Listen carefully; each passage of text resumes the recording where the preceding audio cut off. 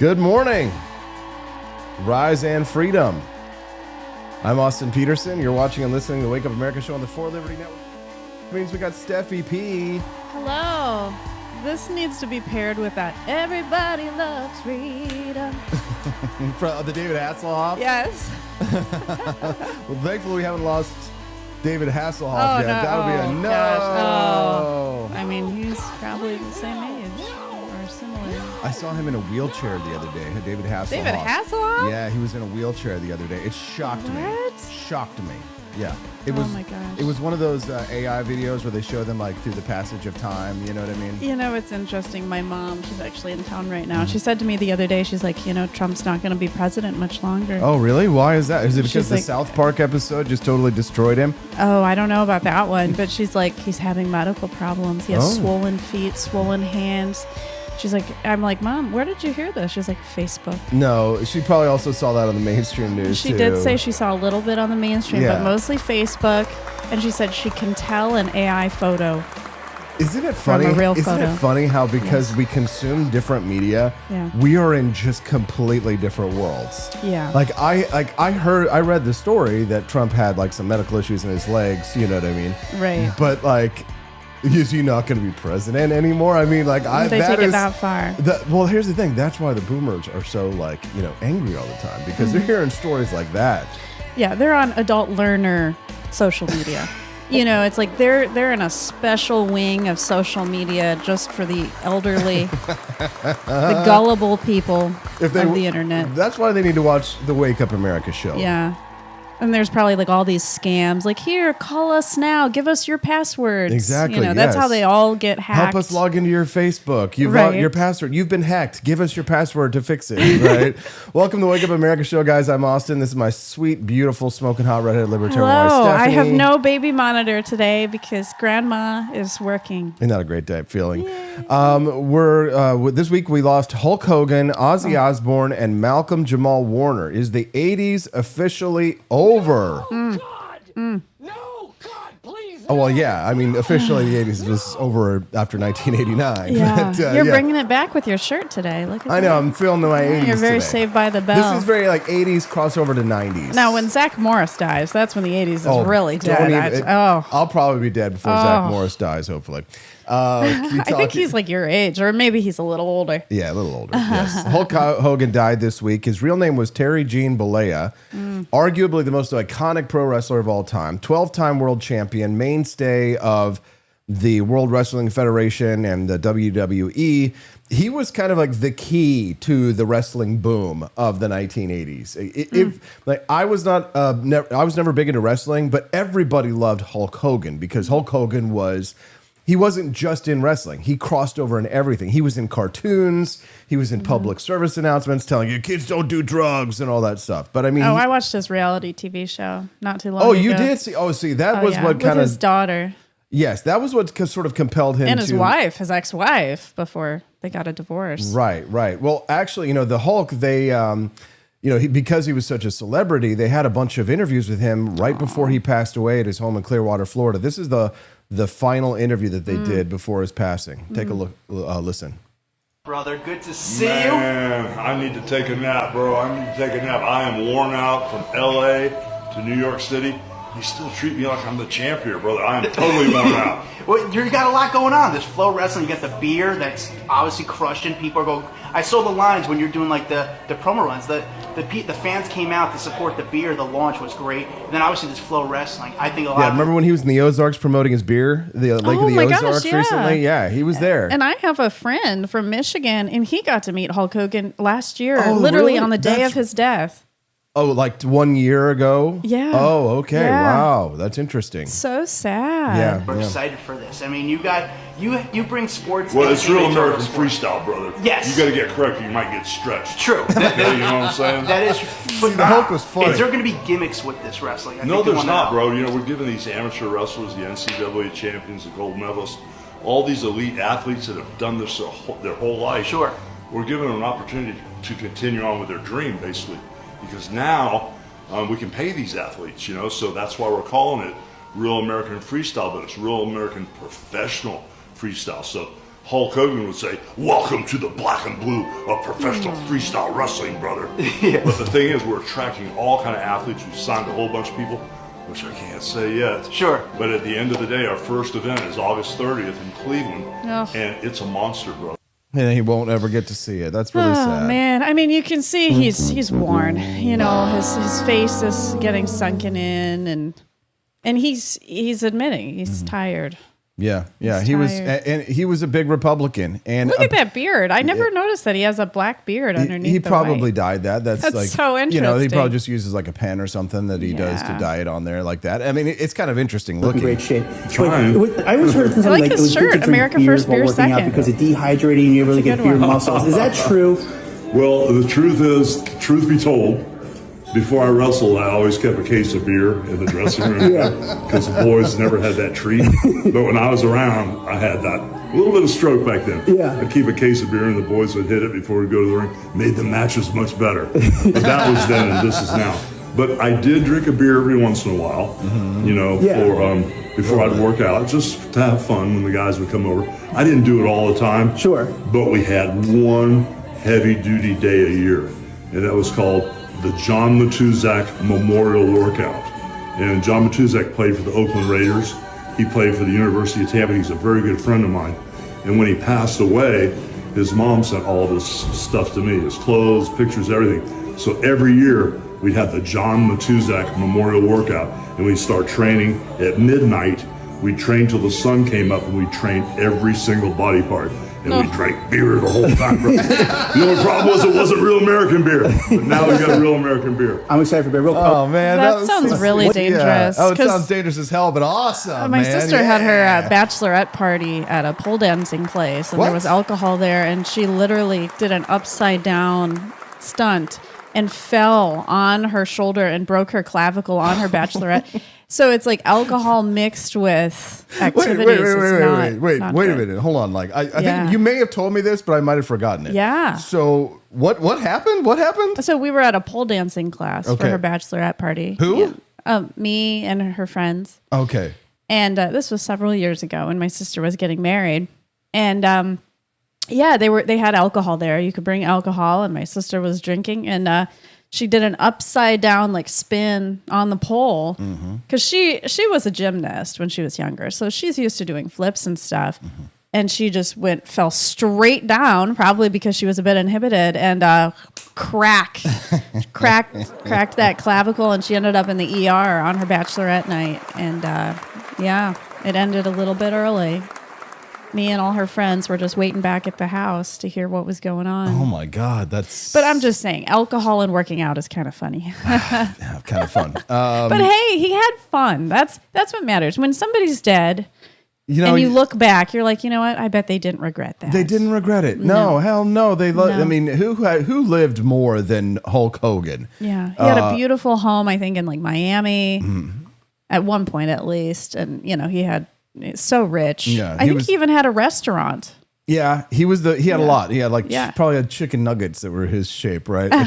He was a 12-time world champion. He was the face of what was called Hulkamania in the Yeah. 80s, right? He was known for his signature phrases, his red and yellow gear, and his posing routine.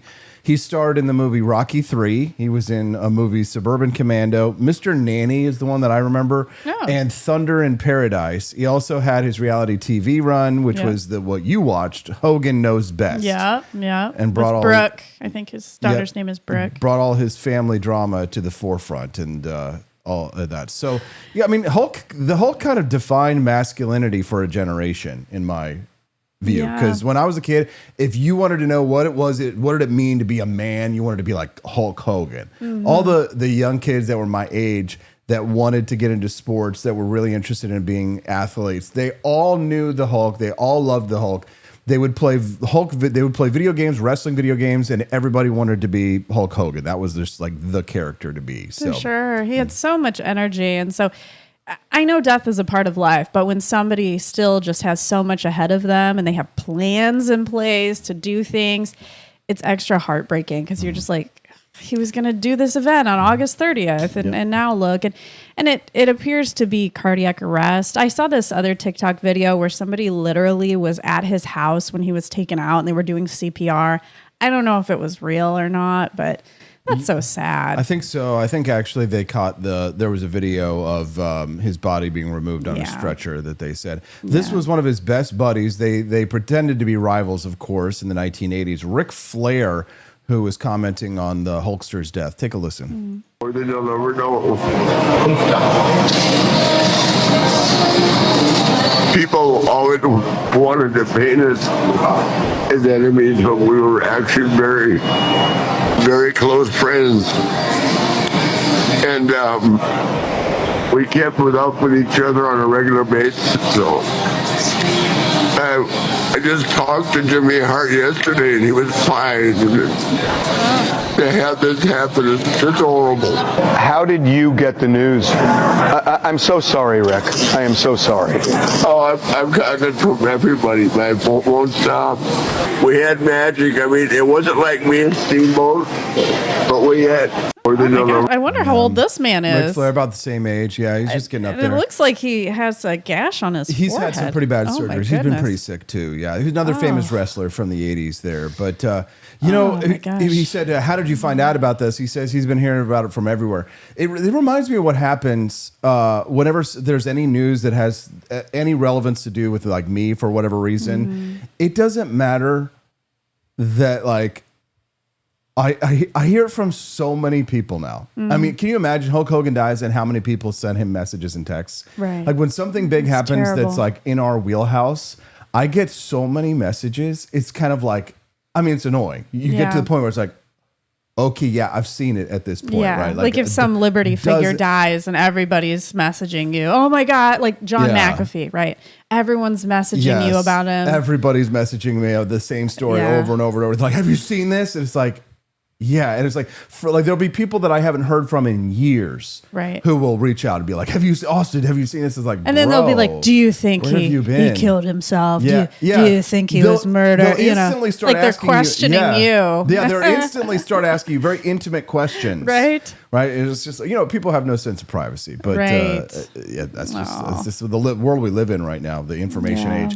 Hey, we got to say thank you to Gannon. He went over to the Gannon, hi. He went over to the For Liberty shop this morning and he made a nice big purchase actually and helped us to unlock the bonus content. And we're basically almost there. Well, thank you, Gannon. Yeah, so, I remember talking to you many months ago on the phone. Yeah, we've raised $60 towards the $75 bonus content goal. Wow. So all we need is 15 more bucks. Yeah, $15 more. Yay! Oh, and thank you to those of you who have bought gifts for Hazel's birthday party from her wish list. We're having Amazon boxes coming to our house of diapers and all the necessities that she needs. We also got some little puffs, some little snacks for her. So thank you. We haven't set up the other topics that we've had, and we will have Justin Petersen on the show if we haven't mentioned that yet. Yeah. We'll have Justin on the show. We're going to be talking about this. Donald Trump issues an executive order to clean up the homeless on the streets. Exciting news if it happens. And then we've got some videos. Did you see the videos that I sent you of Pedro Pascal touching up other people's wives? I saw a woman touching him up. Yeah, well, that's touching part of her. Well, we got more videos for you on this one. It's just like the odd behavior of Hollywood star Pedro Pascal.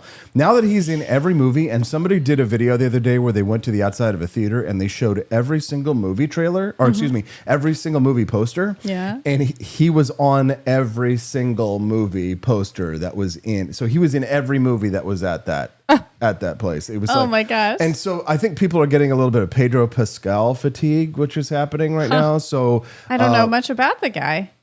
Yeah, well, he kind of rose to fame. I mean, I knew who he was because he was in Game of Thrones. Oh. So do you remember the Oberyn Martell was his character name when like the Mountain had the duel and it was to save Tyrion's life. He chose the champion to fight for him. The champion that he chose. Well, I think he did that twice, but it was the second time when they went to Dorne. Yeah. And so the Prince of Dorne, Oberyn Martell, had the fight with the Mountain and died at the end. Right. You know, so that's Pedro Pascal. Pedro was opposite the Mountain? Pedro was the fighter of that got killed by the Mountain. Oh, that's funny. I think a lot of women love Pedro. Yeah. They all have crushes on him. He calls himself queer, which is for us what we consider this to be spicy straight. We'll have Justin explain this story a little bit more. Right, yeah, like what does that even mean? Would you let a queer man touch your wife? Would you let a queer man touch me? I mean, if a man was touching you, I really wouldn't be that jealous. Why? Because I know you're not into it. Yeah. Because I'm an American. Romances are okay. Romances? It's all right. Ugh, no, God, You know, please, guys Stephanie. are so sexual with each other. Like, I hear you all on video games, you know. Oh, yeah. You're all like, oh, I want to, Do you want me cuddle to with you S your tonight. D? Oh, yeah. We'll say all Right, kinds of it's like- nasty stuff to each other just to Right. try and make each other laugh. But I know, but just- it's like men do it all the time. just so- straight guys being a little gay. This is all it Right, is. except you you're know? being queer. Every straight guy's. Exactly. Drew Van Runkle says everyone's a little queer. Yeah, that's Drew right. Van Runkle says cleaning up the homeless public shower sound exotic, better than the sink at my local speedway. Amen. Thanks, Drew. In terms $10 of celebrities, left I to mean, unlock the content. they nearly have sex on camera with people. Who? And, celebrities. They nearly have sex on Oh, camera yeah. with people. So Stephanie. it's like, how do you detach from that? I don't know. I don't want to talk about it. Well, we're talking about Pedro Pascal. Mad bedlam and pandemonium. Things in somewhat of a chaotic state here. Hulk Hogan, I'm sure there's going to be a thorough investigation by the World Wrestling Federation into actor. what happened here tonight. And I know you could not be any... Really led to some heart issues for him. I mean, all the stuff. This is the time in his life where all the stuff he did in the past really catches up to him. Mm-hmm. Yeah. That's the crappy thing about it. Yeah. It is. That's reality. And this week Yeah. we're talking about Ozzy Osbourne, who passed away. I was so energized last night and I couldn't sleep very well. And I was thinking about Ozzy Osbourne and it dawned on me. And I said, you know what? I bet he did assisted suicide. I just had this feeling. People have been talking about that rumor here for the last few days. I mean, I don't know how much credence. Didn't they deny it? Yeah, his daughter denied it, but Sharon had talked about a suicide pact many, many years ago and said that she and Ozzy would go to Switzerland and they would do assisted suicide if it ever came down to it, like if they ever just couldn't keep going, I guess. And he had Parkinson's. He had a farewell music concert on July 7th, just weeks ago, where he said goodbye to everybody. He went out with a bang. So it just shows he was like making preparations, right? But in terms of death, sometimes people need that peace of mind in order to go. So it's like maybe he was like, okay, I closed that chapter. I'm ready to go now.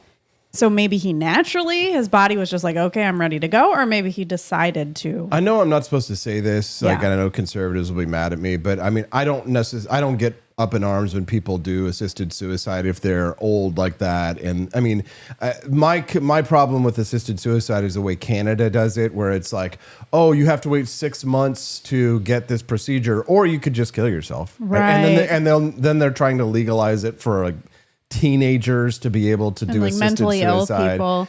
Yeah. Yeah. So that's my problem with assisted suicide. But when it comes to someone like Ozzy Osbourne or someone who's it should be something like you're above the age of 71 if you're going to be able to do something like that, right? Because I just don't trust the government, because the government has an incentive to kill us. That's what the problem with the Canadian system is that they have an incentive because their healthcare system is so bad that they can't get treatment, and so instead of treatment, they say, "Oh, well, why don't you just kill yourself? Here's a Right. take a medically assisted suicide." I hate that. Well, I looked up, so he died in the UK. In the UK, assisted suicide is not legal.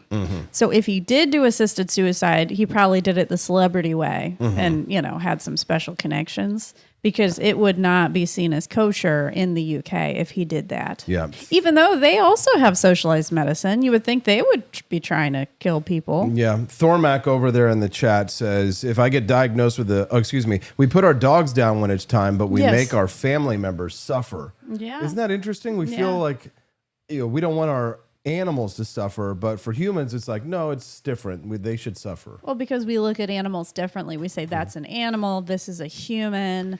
An animal has different needs, like if they can't walk and run. But if we can't walk and run, how is that fair to us? I guess it's the same concept. Well, there's this desire, I think, not to get too philosophical, but there's this desire to divorce humanity from nature, from a state of nature. Yeah. And I think it's a mistake, because we are part of nature. right? A lot of times leftists will say, well, it's, humans are destroying the planet because of our plastic, because of the fossil fuels that we're building, that we're burning, and we're destroying the environment. Right. But we are a natural cause. Like we are a natural cause. So there's this belief that the humans are unnatural and that our behaviors are unnatural. But I think there could be some dispute in that. And so I look at it when it comes to assisted suicide.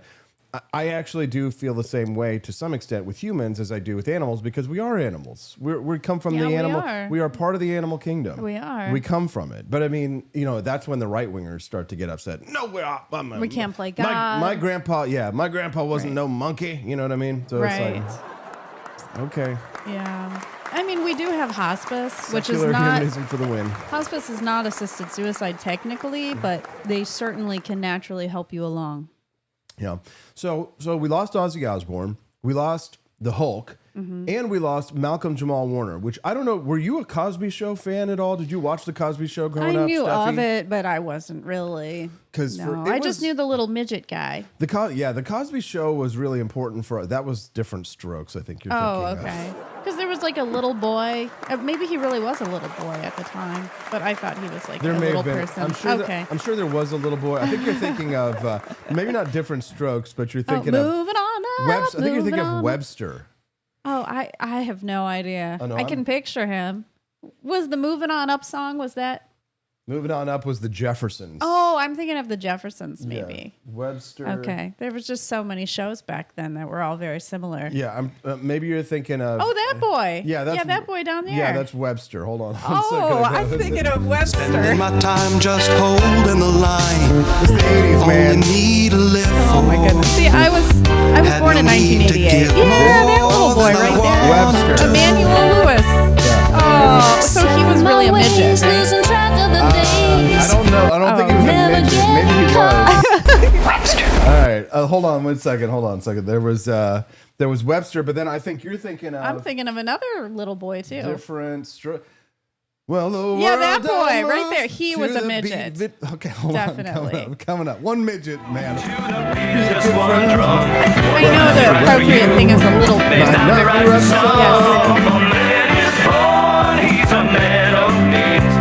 I think this boy actually died. He's not right. Oh, yeah. Look at him. He was like just a little kid. Gary Coleman. Yes. It takes different strokes. It takes. So he was not on the Cosby Show, Gary Coleman. No, none of these people were on the Cosby Show, Stephanie. So get off the Cosby Show, okay? Well, get on the Cosby Show, actually, because we're talking about Malcolm Jamal Warner. Yeah. He died in Puerto Rico. He was actually there with his daughter. They were swimming together. His daughter almost drowned. So he drowned off the coast. This was an accident. Oh, yes, no. Yes. Yeah, he died in an accident. Malcolm Jamal Warner, he was Theo Huxtable in the Cosby Show. And everybody knows the Cosby Show as kind of like the show that, quote unquote, normalized black people for white people in this country. It was a cultural phenomenon in the 1980s. When you heard dun dun dun dun dun dun dun dun, you knew that it was time to sit down and watch the black doctor take care of his family. And it was a show that turned around people's view of black people, because Bill Cosby made it specifically for the purpose of showing a black family that was together, that there were professionals. And of course, he destroyed a lot of that with his legacy, with his rape allegations. Yeah, and of which has been a terrible tragedy. And I think race relations in this country were at a high point when Cosby Show was on air. Sure. And Family Matters. And all Family those Matters. shows back in the 80s and 90s. And Webster and Gary and Different Strokes. Yeah. I think in the 80s and 90s, race relations were at a high point, but then I think they deteriorated since then. There is this thing they call black fatigue these days, that people use this phrase online to talk about how other races feel about black culture in the United States, not outside the United States, but largely inside the United States. I watch a lot of black streamers from Africa, like that one chick, Modi Speaks. You know who I'm talking about? I tried to get her on the show. No, I just She's remember we were watching a video. Talk like this when she talk about black people. She talk like this. She talks like a real African. I don't know. We were just watching a video yesterday about people in Africa, and they were discovering an ice cube, and they were all licking the ice cube over the fire. Yes. It was the weirdest video ever. Oh, yeah. So when you're talking about people from Africa, that's what I'm picturing right now is these people discovering ice for the first time. Yes. Hold on. I don't know who gave them the ice cube. Yeah, it's kind of a disturbing video. Hold on, let me see if I can people. Black. Oh, the only problem is that Ice Cube is a black rapper. Ice Cube is a black rapper. Yes.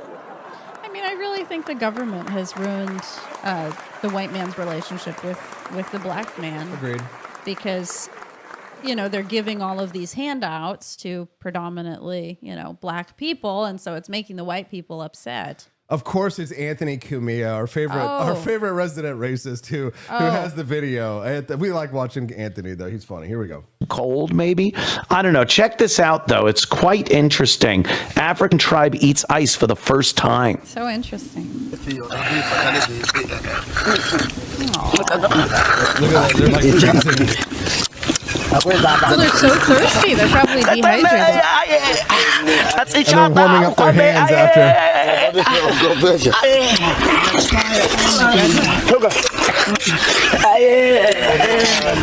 baby. Look at the baby in the back. Pause this for a minute. Those aren't actors. Do they have teeth? Those aren't actors. If they were actors, they would be in fucking Hollywood right now, making an amazing movie about an uncivilized African tribe. And the old guy in the side, he looks like that old tribesman guy.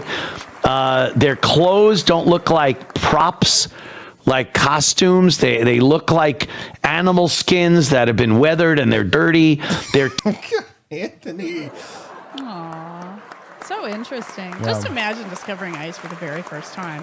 What an experience. Feels like the first time. Yeah. So anyway, what are you saying about the African people? Well, then? the Cosby Show. We were talking about Malcolm Jamal Warner. He was a great guy. And the Cosby Show was a great show. And he appeared in a bunch of other shows as well. Yeah. Malcolm Jamal Warner was a 1980s star. I think the thing that we really need to be paying attention from the Malcolm Jamal Warner death is how he died specifically, because I mean, black man, goes out and goes in the water and drowns. There's that a bit of that stereotype, sure. But if you want to save potentially your life and maybe the life of people you love, if you ever go to the beach, make sure that they understand what rip currents are. Do you know what a rip current is, Stephanie? Is it where the wave kind of curls around and then you get swept under? I'm actually really glad we're having this conversation right now, guys, because when we go to the beach, if Stephanie gets pulled out by a rip current, I don't want her to drown because she's not the strongest swimmer. So here's what a rip current is. Absolutely. When the sand that's under the water at the beach starts to pull away, starts to like fall away down towards the bottom of the ocean, right? It's falling down and it's dragging, the water is going with it. Okay. So a rip current would pull you out to sea. Okay. And what happens is that people who get into these rip currents, which is what I believe happened to Malcolm Jamal Warner, they get pulled out by these rip currents. They think that they're trying to swim back to shore because they're terrified of what's happening. And so they're swimming against the current. You'll never beat the current. You'll never be able to beat it unless you know this one weird trick that if it ever happens to you, Stephanie, and you're out there and you're with baby Hazel, that he was with his daughter, and his daughter thankfully was saved by like a nearby surfer. But what you have to do is, instead of swimming against the rip current, the current's going this way, right? It's dragging you away, right? Instead of trying to swim back to shore this way, you swim across. Okay, swim across, right, until you get far enough that you're out of the rip current. Okay, even if you're being dragged more out to sea, don't panic. Just, don't fight the current. Just swim across until finally you'll get to the point where you're no longer in the rip current and you can swim back. Does that make sense? Yeah. Like a T, okay? You're getting dragged out to the ocean. The rip current's pulling you out. Don't try and swim against it. Remember that. Burn that into your brain, into your memory. Well, I learned that lesson in the river. Okay. Well, I don't know if the lesson was necessarily necessarily learned. But now you understand what a rip current is. It's pulling you out into the ocean. Yeah. Don't fight it. Swim across it. Swim the opposite way. Even if it means it looks like you're swimming out to sea again, that's fine. Just swim across it until you're out of it and then swim back to the beach. Right. Got it? Stephanie? Yeah, I'm still just not a very strong swimmer. That's why, thankfully, when we were on the boat recently, I was wearing my life preserver. That's right. You just wear your life preserver. I know what my weaknesses are. Well, the thing is that you may not be wearing a life preserver when you go to the beach because you just think, oh, I'm just going to go out into like a few feet of water and I'm going to stand up to my knees. And then all of a sudden, if a wave comes in, it's going to knock you off your feet. And then if the rip current hits you, it's going to drag you out. Okay. So I just want you to remember that, if we're at the beach and you're in the water, if if it starts pulling you out, don't swim against the current, swim across it. Good. Yeah. Good. Yeah. I gotcha. Thormock says, I explain things to my wife in the exact same manner. What kind of manner is that? You're mansplaining. Well, you know what? I don't want you to woman die. Woman expire. Woman drown. Yes. That's a terrible way to go. Hell yeah, it is. Hell yeah, absolutely. I'd love to hear your thoughts on this and more. Did you guys know that you can send us a text at 573-319-1586? That's the text line. 573-319-1586.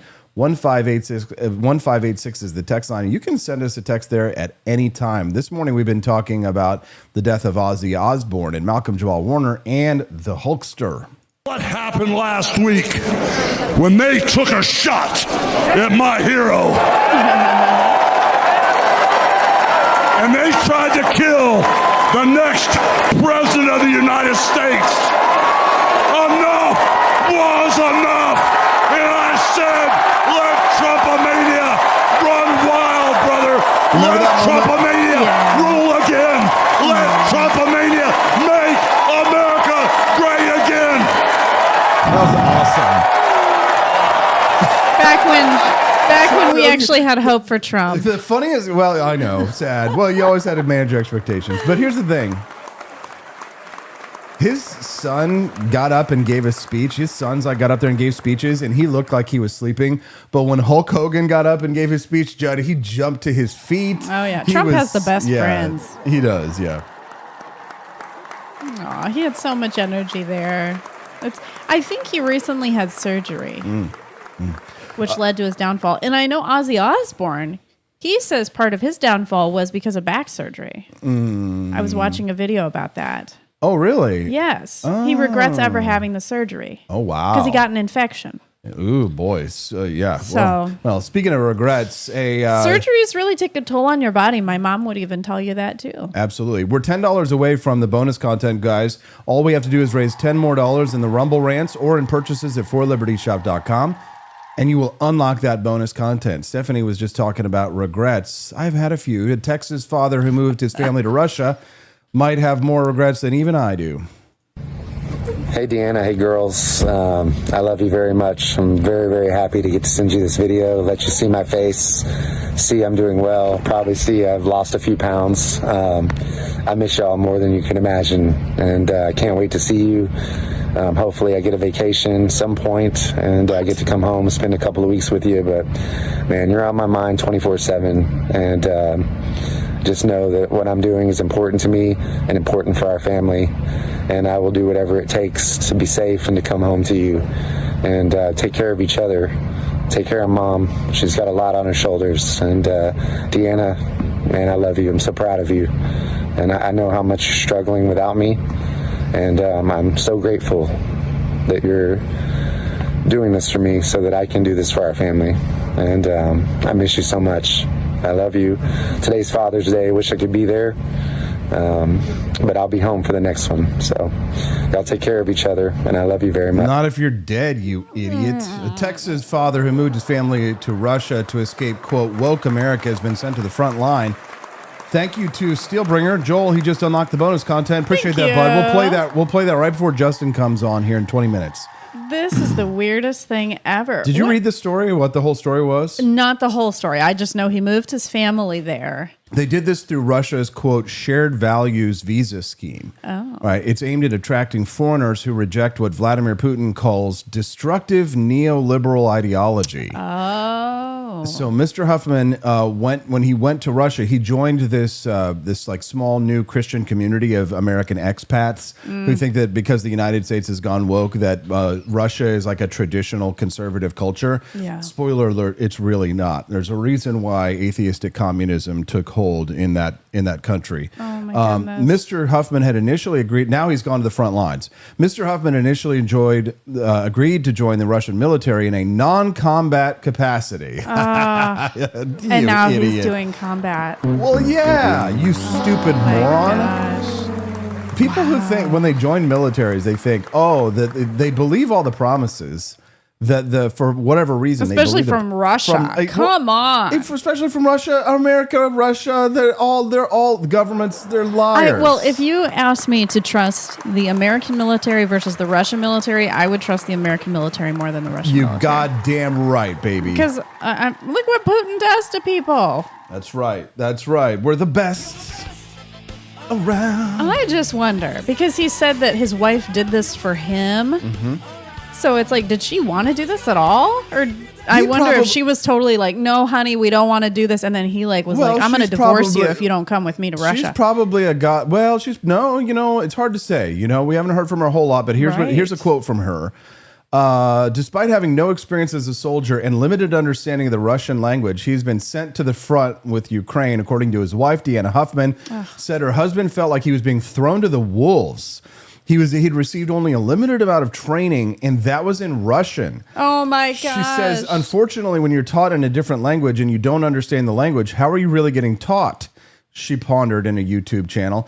You're not. So unfortunately, he feels like he's being thrown to the wolves, and he's kind of having to lean on faith, and that's what we're all doing. Oh no. When you lean on faith, that's when you know things are not going to end well. That's when you're... Oh boy. Mr. Huff, okay, so he says, I miss you all can imagine, blah, blah, blah. We're at, so now apparently a link to their channel, which has now been deleted, probably because Vladimir Putin would not like that, which is directed users to a Telegram group titled "Save the Little Girls." Oh yeah, sure. Oh, no. Let me tell you about something about this. He's an asshole, okay? And yes, he deserves everything he's getting right now, but his family does not. And I bet his family is still in Russia right now. I hope that, Save the Little Girls, maybe they're trying to get him out of there, right? Yeah. You remember that movie that we talked about recently where, what's her name? She went to Iran with her husband who Moody. was Moody, yes. Yeah. And the Sally Field played her in the 1980s movie, Not Without My Daughter. Ladies, if your husband tells you to go to another country, if your husband just think about it for a minute. If your husband is Russian, a Russian citizen or a Muslim, rethink it, ladies. Rethink it. And these poor Maybe girls. don't. There's all this anti-Jew hate in this country. The Jews, nobody's ever gotten kidnapped and taken to Israel and been like, oh my God, you have to live under the Israeli regime. If your husband wants you to go live in Israel, no worries. Yeah, you'll be fine. The only thing that you have to worry about dying from in Israel is getting killed by another Muslim. But luckily they have the dome. So the dome. Oh yeah. That it's not quite gets all of the missiles. It's not so much a dome as it is more of 9 out of 10 times the Muslim missile's not going to make its way through you, right? But this guy's not tough, right? Yeah. Y2 Joe says, I don't think this guy is I couldn't understand what he said. I thought he said tough. He's not tough. He gets to the front. This is the thing. A lot of these guys who are like eating up the Fox News stuff, right? The ones who really buy it hook, line, and sink are all of the talking points. They think they're tough, right? Yeah. They think that they're strong. They think that if they get in a situation like that, they talk shit on that. This is the epitome of like the boomer dad on Facebook. Who talks shit. Who's like, I'm going to beat your ass, right? I'm going to kick your ass. He saw an ad on Facebook. Come to Russia. Yeah. No more woke. Yeah. And he's like, oh, come on, guys. Facebook says, let's go. Facebook sent him an ad, and he clicked on the ad, and he filled out all of his information, including his social security number. He gave him his social security number. He sent him the passport. Now, my question is, can he go to the U.S. Embassy and get help? You know, like in this case, could they get some help? They might, but here's the thing: they may have surrendered their passports. Oh, my goodness. He brought them there to bring them to become Russians, to move there, right? right? So, And sure, they're not going to get wokeness in Russia. No, because there's too many rules there, but they're going to get a lot of other things that they don't like, I'm sure. They're not going to get freedom in Russia. Here's the story. Their move to Russia was prompted by their dissatisfaction with what they saw as progressive overreach in the American education system. Okay, understandable. Not understandable move to Russia. After relocating from Arizona to Texas, they were disturbed when their daughter Sophia was expected to speak about lesbian topics at school. Okay. What? In Russia? In Texas. Okay, right? okay. The final straw was when we found out my daughter Sophia learned about lesbians from a girl in her class. Okay, you don't think kids are going to talk about being lesbians? At least Kids talk about that stuff. No shit. She didn't fully understand it, but for us, that was enough to realize something has to change. A trip to Moscow in May of 23 convinced the family Russia offered the traditional values they desired. I'm sorry. But it sounds like some fucking Do they know anything about the history of Russia? No, and what has happened no, there? of course not. The city was cleaner, safer, and more orderly than we ever imagined. Most importantly, we found a place that respected our values where we finally felt at home. This is like people, if you went to Los Angeles and you went only to Rodeo Drive in Los Angeles, you're like, wow, the United States is so rich and luxurious. Oh my That's goodness. what Tucker Carlson did when he did his little propaganda tour. And they just don't take you to the area where all the homeless people have tents absolutely. in the city. Happened to the judge recently too. Yes. Upon arriving in Russia, the family were featured in several state-affiliated media outlets where they described their move as a rejection of Western cultural values. Oh, did somebody hate on classical liberalism? Did somebody hate living in a country with liberty? And now you're getting exactly what you called for. You wanted authoritarianism. You got it. It's like that fascist kid the other day that was on the debate with Daniela. He's like, he got fired from his job, and it's like, oh, did you get the autocracy you were demanding for? Oh, did you get the fascism in the face that you're advocating? Oh, I thought it wasn't going to happen to me. That's why I call a lot of these people, they're classical liberals LARPing as authoritarians. Yeah. Because as soon as the government sits on their face and squashes them, they want their liberties, they want their freedom, they want their freedoms and all that kind of shit. That's why yesterday some trad account was like really mad at me because they were talking about how they said, sorry to admit it, but I would rather live in an ethnically homogenous country like China, and I would give up all of my civil liberties to be in an ethnically homogenous country. And I've said, you can just move to China, dude. Just do it. He's like, but they're not like ethnically Is this a Chinese person saying this? Okay. No, well, who knows? So these trad accounts online that are anonymous, they love to like LARP as like Western, Aryan, pure blood, white, ethnically homogenous. Right. But I mean, a lot of them are like Indians from like. But newsflash, if a white woman went to China, she would not be part of their homogenous culture. Well, China, she would be outside of them. China is not ethnically homogenous. As a matter of fact, they have a dominant culture, which is the Han culture, and they persecute their subcultures there, right? Like they have ethnic Uyghurs that are like Muslims. the Falun Gong community, Yes. the people who are practicing their exercises out in the open, they're not allowed to do that. It's bullshit. It's bullshit. It's all bullshit. And this is the thing, that it's all a LARP. It's all just a fad. They want to act tough, but they're all boomers. Whether they're Zoomers or whether they're boomers, they're all okay boomers when it comes to this stuff. I mean, I think he's failed as a father because his main job is to protect his wife and children, and he's failed. Yeah. He's brought them into danger now. Correct. That's correct. And he left them. That's right. And now they're vulnerable. And now they're with the wolves. Yes. And nobody's there to protect them. That's correct. That's correct. This isn't a man out there fighting some righteous cause. He's going to die in the front line uselessly, pointlessly. His life will have been spent in vain. His family will be destroyed. He will be remembered as a fool, as an idiot, as a moron. And he'll be remembered as a goddamn traitor. Yeah, I mean, if he dies, what's going to happen to his wife and children? They're going to be stuck in Russia. And broke and penniless with nothing, right? All because they got mad because their daughter heard somebody talk about lesbians in school. And I'm sure even in Russia, she's going to go on some website and learn about a lesbian at some point in time. Shit, they're all probably lesbians as a rebellion against their father. I don't know. That's how it works. Hey, we've got Justin Petersen coming up on the show here in about 10 minutes. The topic for the bonus content is actually really pertinent to this discussion. Yeah, absolutely. So you know what? Let's go to that. Let's play the bonus content. Thank you to everybody who unlocked it. Thank you for helping us get there so fast. Yep, thank you, John and KC. Doesn't mean that you shouldn't still go visit the Grift Shop at thegriftshop.com. Doesn't mean you still shouldn't do bonus content because it is Hazel's first birthday after all. We'll be right back with Justin Petersen on this and more. It's the Wake Up America show. I'll post her wish list again. On the For Liberty Network. Bye, guys. Be right back. Most dysfunctional participants in the online gender wars just faced a major blow. The traditionalist online right frequently opines about how, as one representative post on X recently put it, high-value men would rather marry a humble, cute Waffle House waitress than deal with the empowered boss, bitch. But it turns out that the wealthier a man is, the more likely he is to marry a highly educated woman.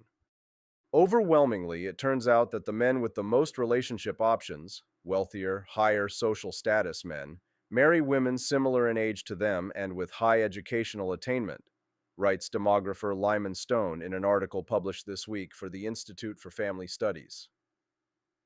Relationships with large age gaps are more common for low-income men than for high-income men.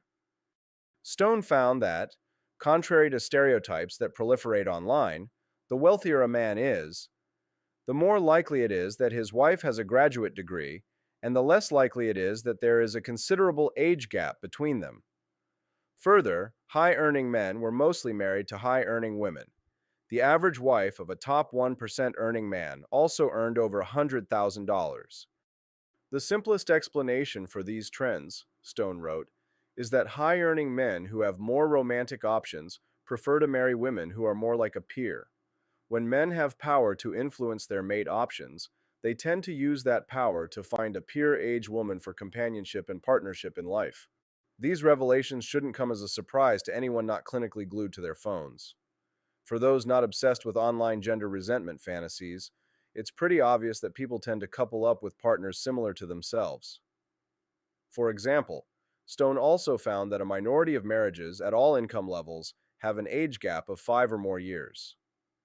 Falling in love with someone usually necessitates that they have similar values and interests to yourself, features that correlate closely with education, age, and class. And yet there's a coterie of tweets and online personalities devoted to insisting that high-achieving men find high-achieving women repulsive and instead choose to marry from America's veritable cornucopia of smokin' hot Applebee's waitresses.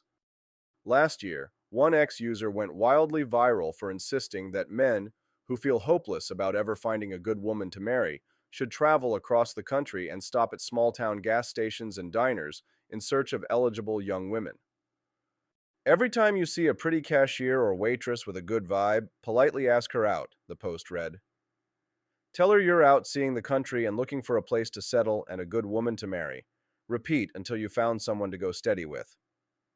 While the post received plenty of ridicule, one user even attempted this plan, unsurprisingly finding that rural truck stops were full of old men, not pretty young women. It also typified an incredibly common attitude on the online right.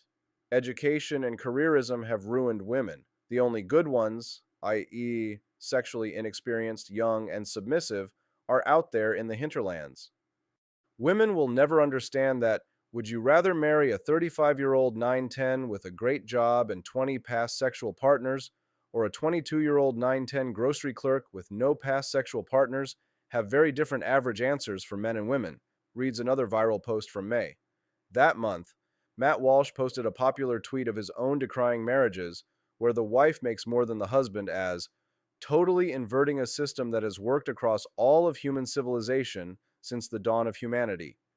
And some women are getting in on the action as well. Last week, former The View co-host Jedediah Bila argued that men do not care about your career, ladies.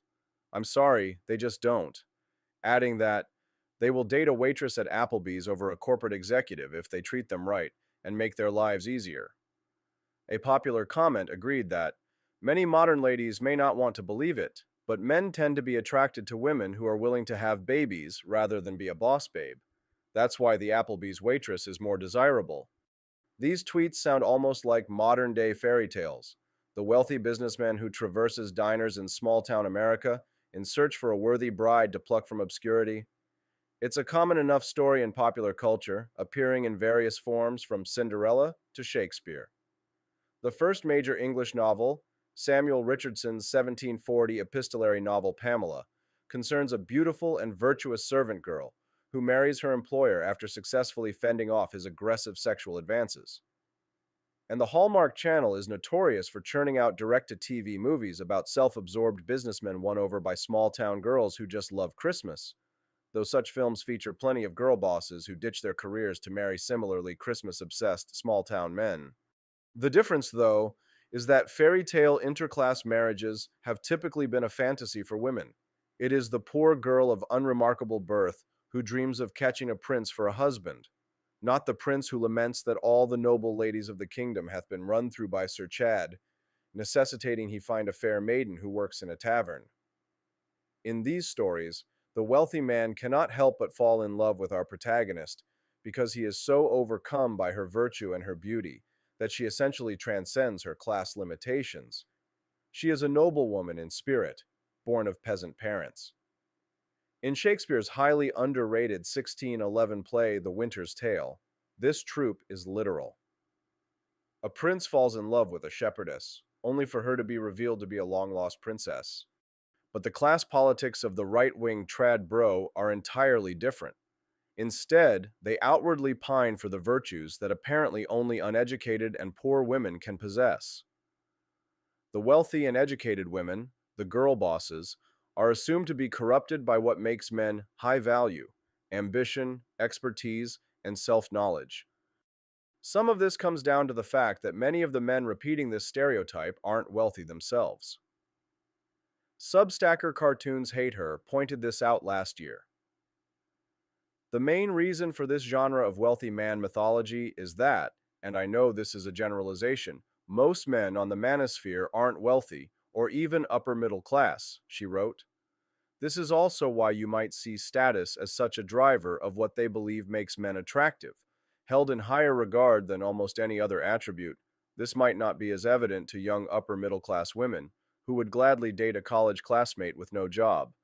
But that's because men in their echelon have status baked in already. For that reason, there's an unmistakable hint of resentment in this fantasy. All over the manosphere, it's easy to find men delighting in the idea that the women who rejected them in their 20s will end up miserable and alone by their 30s, the point at which they hit the wall and stop being attractive. The idea then that such women would be rejected by men of similar age and education in favor of worthy, i.e., young and submissive, women only completes this fantasy. And then, of course, there's the fact that the kinds of men who end up as manosphere gurus don't tend to like women very much, especially on an interpersonal level. The idea of having a relationship with a woman that goes beyond sex doesn't seem to register to many of these accounts.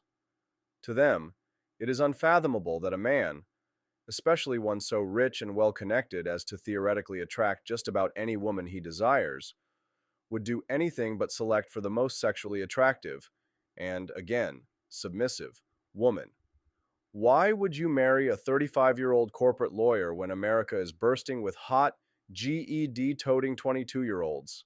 I don't know, dude, because you love her? But Stone's research reveals these constructions to be entirely fantastical. Most heterosexual men and women are not gender fatalists. They want to, as one oft-maligned saying goes, marry their best friend. The cynical transactionalism of online trad bros and their female equivalents doesn't translate in reality. The median rich man's marriage looks a lot more like Mark Zuckerberg's than Donald Trump's. But despite the obvious flaws, this particular theory of gender relations just won't die. Thankfully, those most likely to believe in it are stuck on their phones or at their computers, while the rest of us are living in the real world. Oh, there you go. Thank you, guys. Over the shoulder now. Here we go. Pick them up. One more time, watch that. Thank you, guys. Over the shoulder now. Here we go.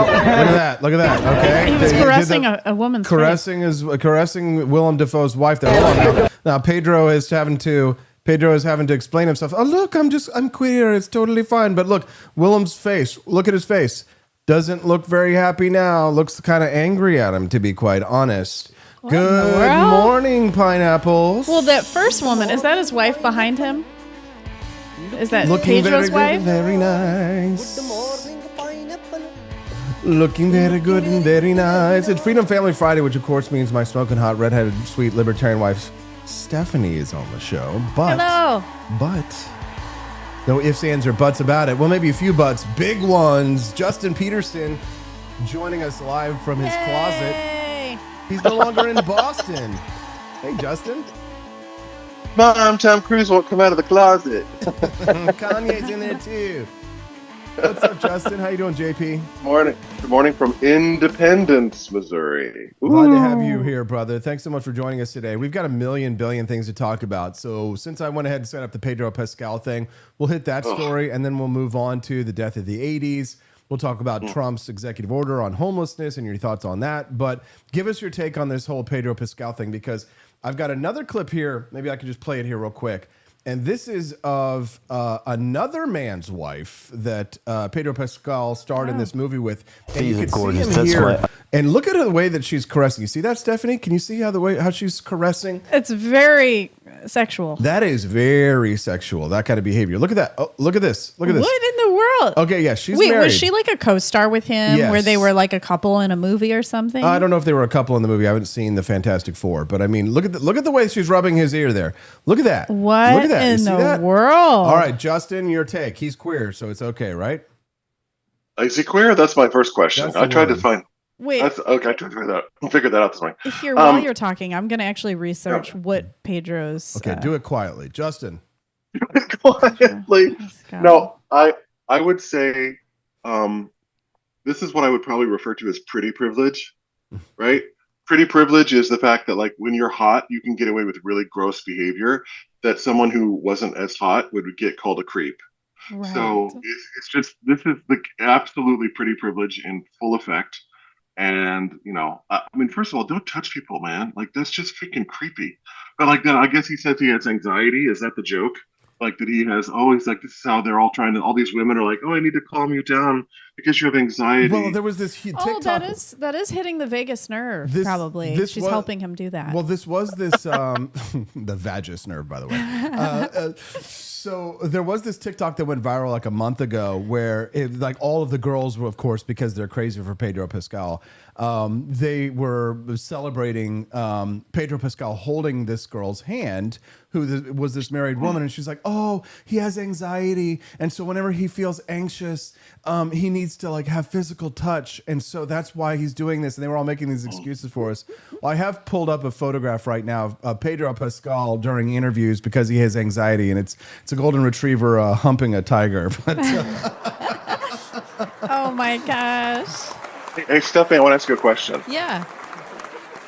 Is your anxiety other people's problem, or is your anxiety your problem that you need to deal with? What I see here is like someone offloading their anxiety onto other people and saying, oh, you're responsible for my anxiety. And I'm like, no, actually, you're responsible for your anxiety. And you need to take the steps necessary to deal with your anxiety, whether that's medication or therapy or whatever you need to do.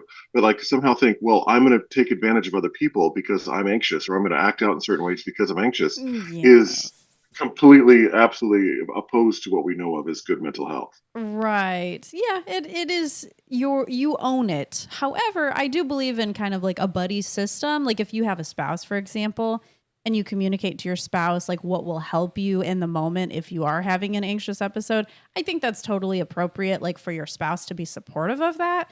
But if you're just bringing all your friends and, you know, all these random strangers in and being like, hey, you know, can you just like stroke my neck a little bit and hold my hand? I think there's some ulterior motives there. I don't think it's just for his anxiety. Yeah. Also, like when someone's touching me when I'm anxious, it actually makes my anxiety worse. My anxiety is worse. I'm like, get off me! Like, leave me alone! Don't touch me! Like I'm when I'm charged up or when I'm anxious, I don't want people like touching me. No touchy. When I'm anxious, I want as many beautiful women with their hands on me as possible. That's how I cure my anxiety. Yeah, I mean, I think everybody's different, and that's the thing. It's like I like it when, you know, if Austin massages my back, that helps me calm down, right? That feels good for me. So everybody's different for sure. But apparently he likes physical touch. That's his love language. Yeah. Yeah. What did we find out about his status? Is he gay or not gay or whatever that? He really likes a lot of gay icons. So his early celebrity crushes include Harrison Ford, Marlon Brando. Oh, yeah, that's gay. Olivia Newton-John and Michelle Pfeiffer. Olivia Newton-John, gay. That is gay. Every single one of these crushes is also a queer icon. They're all, yes. Did he like Patsy Cline and Wonder Woman? I don't know. So he apparently he embraces queer culture, and in the past year he's continued to be an outspoken ally of trans people, like his sister. So his sister is trans. Oh, then he's straight. And he also rocked a rainbow disco stick while dancing at a Cannes party. It feels a little performative, but yeah, okay. Yes. Yeah. It could be a spicy straight situation, right, Justin? Yeah. Well, also, I don't think queer means anything because you've got people that are straight that are identifying as queer, and I'm like, you're straight. I'm like, so queer has just become an umbrella term for anybody that wants to dye their hair and be weird. You know? Yeah, I mean, maybe that just means he's like polyamorous, or he has some interesting fetishes or something that make him feel a little abnormal. Okay. I'm Well, not he sure. he is a little abnormal because I really think it's inappropriate for. Listen, if it's consent based and the husband truly really doesn't have a problem with it, that's fine. But I still think in some ways he's cucked. The husband is cucked. Oh yeah. For that Oh kind yeah. of And behavior. also, did you see that? Like, I think they were at a premiere somewhere, and like Robert Downey Jr. went to like wave to the public, and like Pedro Pascal like pushed his arm down because he was like he didn't want him to get photographed with his arm in the air because that was the time when like everybody was waving and they were like, oh no, you're doing the Hitler salute. So like Pedro like literally pulled his arm down to be like, oh no, dude, don't look like Hitler. It's not the Hitler salute anymore. It's He's the just so Elon aware. salute. The Elon. Oh. We call it the Elon. Hazel almost did the Elon Musk salute the other day. My Yeah. mom was watching her. She's like, Hazel, don't put your arm up so high. Yeah, it's a because little bit Hazel was trying to wave. We but were it- raising a little Yes. Hitler in this Yeah. house. The first, Oh, no. the first Jewish Nazi. Welcome to the Wake Up America show, guys. I'm Austin Petersen. This is my wife. This is my brother. We're the Petersens. Hello. Petersen. We've been talking this morning about Pedro Pascal, but we can only talk about that for so long. Right. Before we talk about some other bigger stories, Justin, we've got to talk about the T app, which lets women review their dates. The Washington Post says men are worried. There have already been legal threats made to the app. T dating advice rose to the top of the app charts for exposing abusive behavior, but some says it raises privacy concerns. So real quick, so people understand, it's the biggest app on the App Store now. It's women giving each other dating advice and saying which of their boyfriends that they've had in the past have sexually transmitted diseases. Oh my gosh. Which have ghosted them, which have lied, and basically destroying the lives of the men that are on there. Justin, your take. I'm against it. And I'm against it. I'm against it.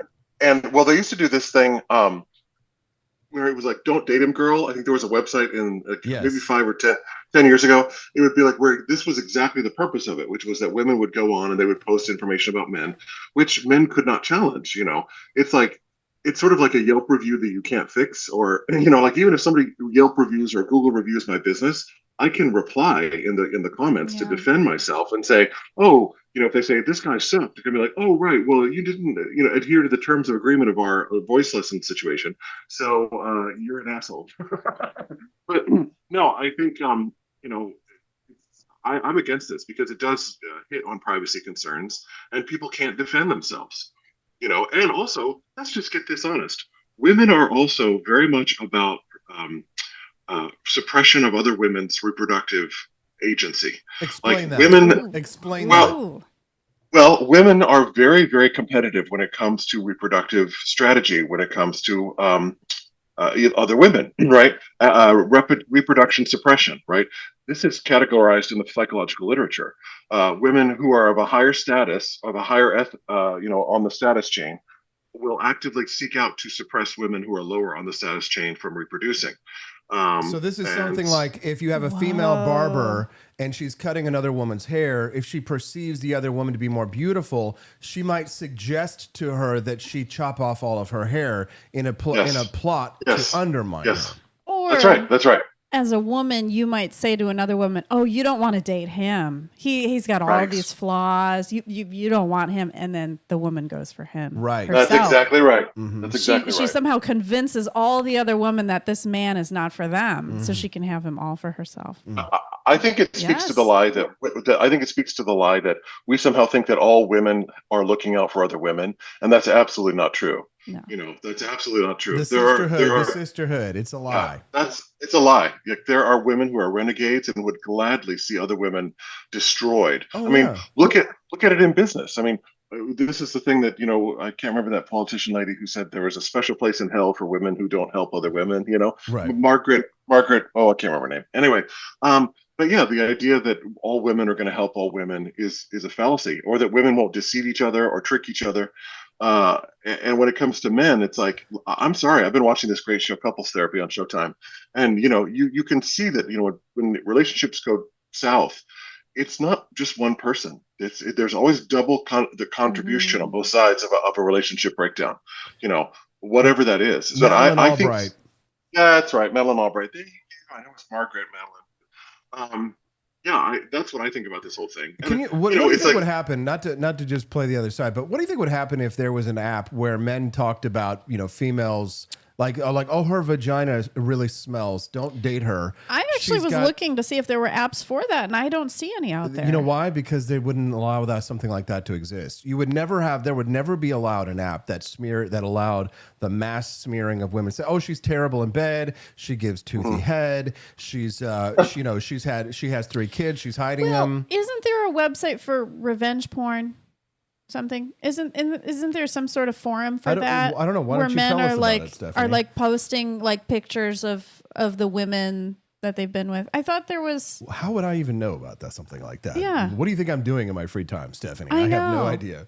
But I think there's something where people are posting, you know, photos that their exes have sent them on some website. We're getting under Camelia's skin this morning. She says, do men have any responsibility in this at all? Maybe men and women should both choose better. I think this is directly tied to dating apps. I mean, she's not done. Yeah. She's not done. She's still angry. She says, as you can probably tell, I'm burnt out on the zero shitting on all women all the time and pretending men are angels. Well, maybe it's the content that you're consuming, Camelia. Maybe you need to go follow a few feminist writers. Yeah, like I would never join this T app. I would never be on it. Try Madeline Albright. There we go.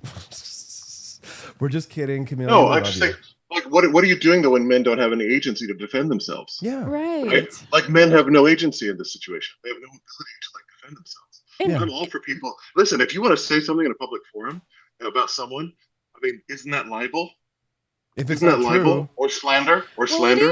it is. There's actually a tweet from a man. You had actually sent it to me in the Facebook chat, Austin. It was about a man who contacted Apple because he saw his information on this app, and Apple actually took it down. But then there's women underneath this man's tweet saying, "Oh, honey, it's going to be right back up there soon. Don't you worry." Mm-hmm. These women, like, even if it gets taken down, they are going to make They're gonna sure do this, that yeah. he gets found out no matter what. right? They're going to do the Madeline Albright stuff, yeah. right? Because you know why? Because it's lucrative. Because it plays well, right? Because you know, again, women's like their competitive strategy is in private. Like men, we compete in public, out in the open, and it's all safe. But women, because they don't have the ability to do violence in the same way, their violence is behind the scenes. Their violence is very different. It's kind of like, did you see that the HR lady finally quit today from the Coldplay video, Justin? Oh, did she quit? Yeah. The CEO and the HR lady quit. Yeah, they had been. Wow. Yeah, so they finally. Okay. She finally stepped down. Right, Yeah. because she realized that her credibility is completely shot in human resources doing something like that. Because how are you going to tell other people not to have workplace romances? How are you going to credibly do something like that? Well, it's like they call it fraternization. Is that the name for it in the legalese speak that they use in the office? It's like fraternizing. You know, fraternizing. I don't know. Yeah. But, Well, someone on the data- board at least has some sense to be like, you know what, this should not be happening. This is Well, inappropriate. it's bad PR conduct. for the company. It's bad for the company. It's bad for the company. Absolutely. People won't want to do business with them. So that man must have not been the owner and creator of that company then. Okay. Probably not. Yeah. No. Yeah, no. There's But you're coming back- always, if it's publicly traded, then you have like the board of representatives who can outvote the CEO. They're the ones who hire the CEO. And so they have ultimate control over that. So because it's about shareholders, the people who are on the board represent the shareholders, people who own the stock.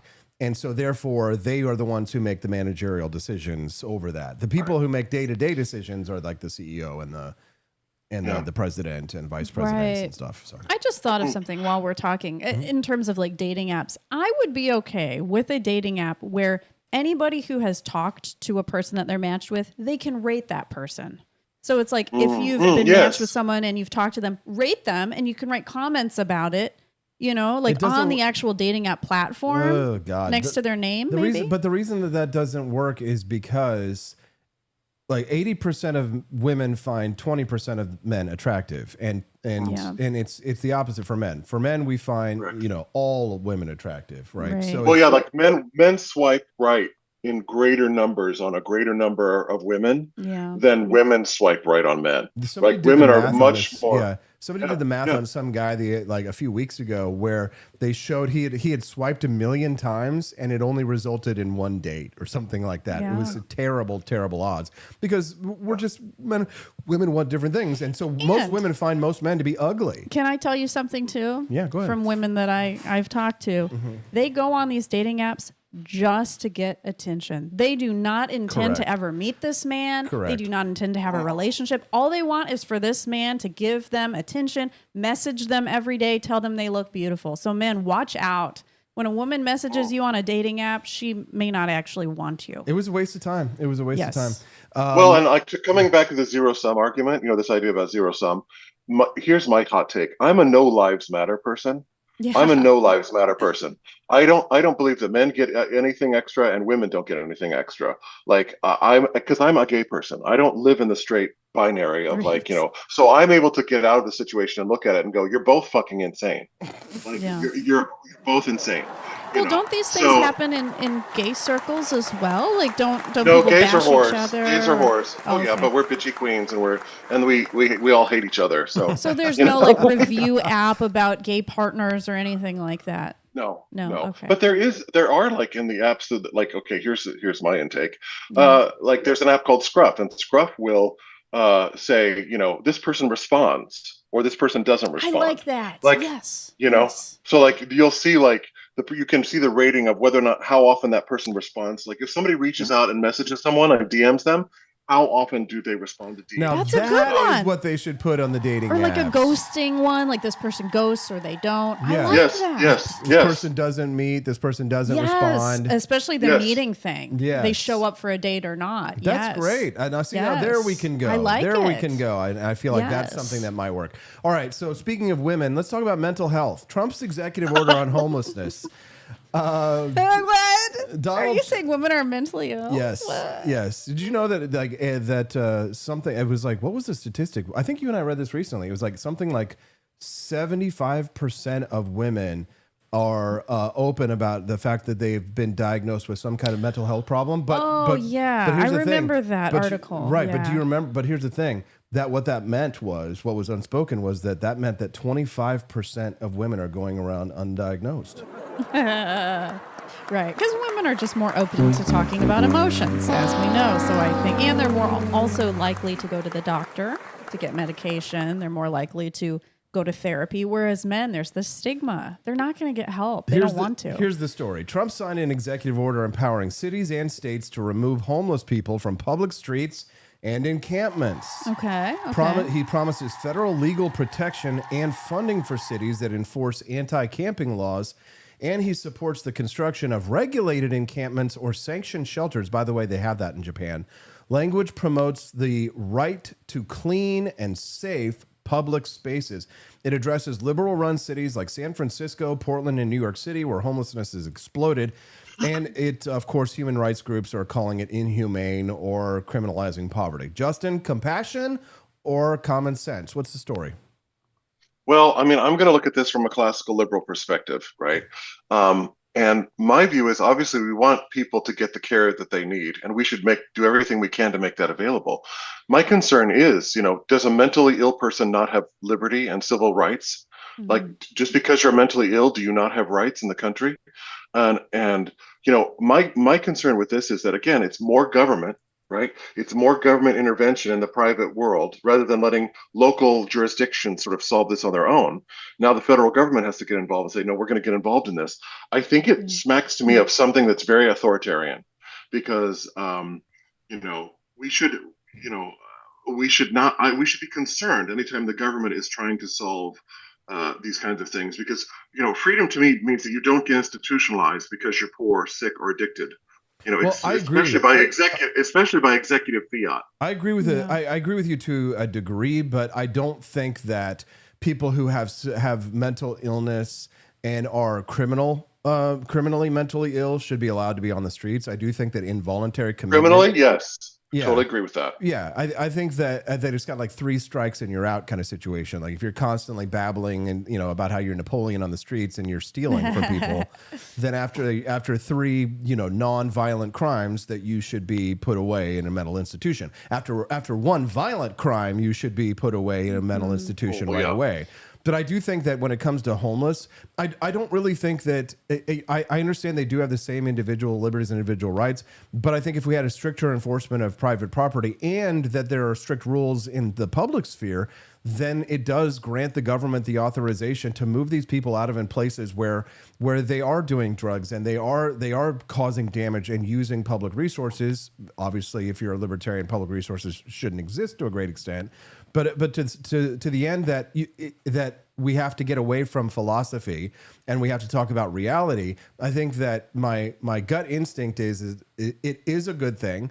We probably need to bring back mental institutions and involuntarily commit criminally, mentally ill people.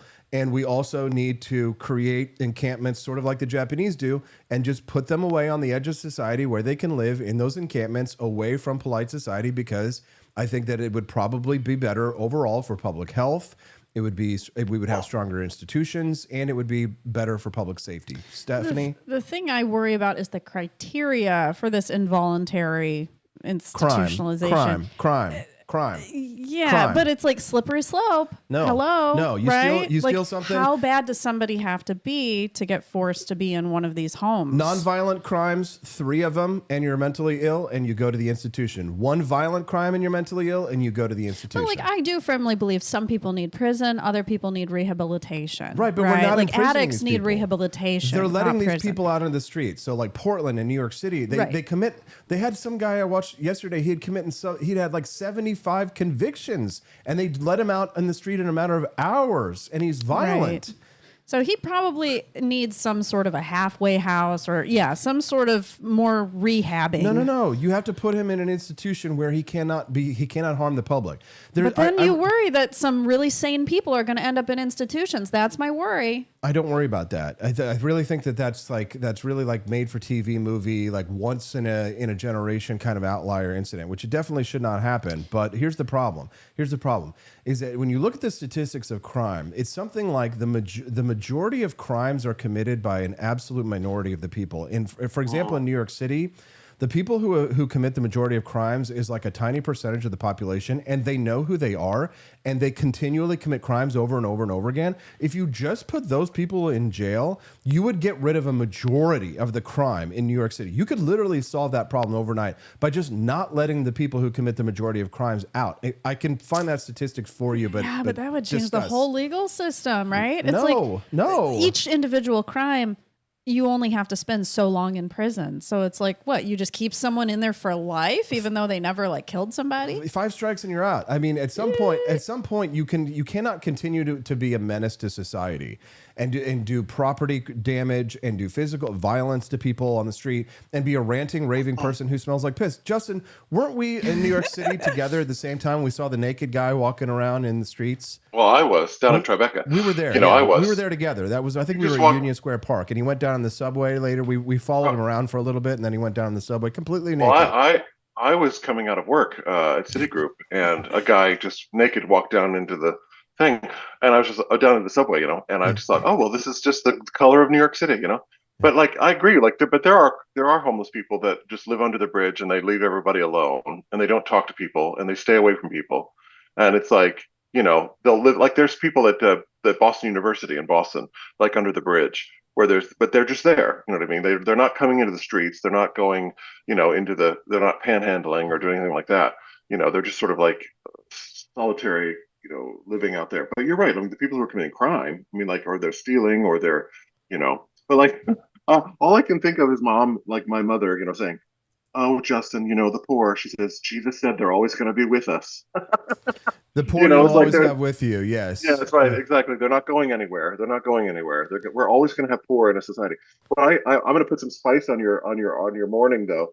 The person who got rid of all of these mental health situations was Ronald Reagan. In the 80s, he was right? Yeah. Yes. Yeah, and we're going to swing back to the 80s here in just a minute. Go ahead, Justin. No, I was just going to say, if there's anybody that we should look at with a little bit of a side eye, we should say, Reagan, what the frick, because like, okay, this is, so this is why Austin gets to pat himself in the back. A relatively small percentage of individuals in New York City are responsible for a disproportionately large share of crimes. Specifically, this is the study. I knew it. A study found that 1% of the population accounted for 63% of all violent crime convictions. This means that a small group of persistent offenders are committing a majority of the violent crime in the city. This is according to a study published by the National Institutes of Health. Furthermore, a significant portion of crime is concentrated among individuals with a history of prior convictions, meaning they know who they are, particularly for violent crimes. A study showed that those with violent crime conviction before the age of 19, those with personality disorders, and those with substance use disorders were more likely to be persistent offenders. They also found that a small number of individuals with repeat convictions are responsible for a disproportionate large amount of crime. You could solve the crime problem in New York. You could solve 63% of the crime overnight from New York City just by going and arresting and keeping the people in jail. That 1% of the population. That's it right there. And you're also hitting on something really interesting, because one of the issues that New York City has is the fact that they don't come down on crime. So, like, especially petty theft, right? This is a thing that's happening a lot in New York, and it's destroying small businesses, right? These grocery stores and these little bodegas, people will come in and steal, and there's no punishment for those crimes. And so then you get to the point where these people can't keep inventory or insurance on the place, because then that's the other thing. Like, when a store in New York City closes because of theft or crime, the insurance on the surrounding businesses goes up. It becomes more expensive because they begin to target that neighborhood as a crime area, right? So what happens is that the other companies suffer because of the crime that's not being persecuted or prosecuted, persecuted and prosecuted. So it has a rub-off effect. When you're not this is the reason I told Jody, our sister, I said, when you go to the Target where I live now, everything is behind glass, because theft has become so commonplace that, and we obviously now live in a low trust society, right? Where nobody wants to say anything, where people want to turn the other cheek. When they see someone taking something, they're like, well, I'm just not going to say anything. Because they're afraid that they're going to get, reprisal. And we've seen video proof of this. It's like, people now today are bold, and they will steal, and then they will, stab you in the face. Yeah. If you try like that grocery store video you shared weeks and weeks ago, of that lady or whatever, that guy with the axe, like just taking that axe in the 7-Eleven. I mean, we're in horrible situation, but people like that should be locked up. Absolutely. Bye. See you later. Yeah, if you're a harm to yourself, harm to others, or if you're like generally unsafe and cannot take care of yourself, then that's typically the criteria to have involuntary hospitalization.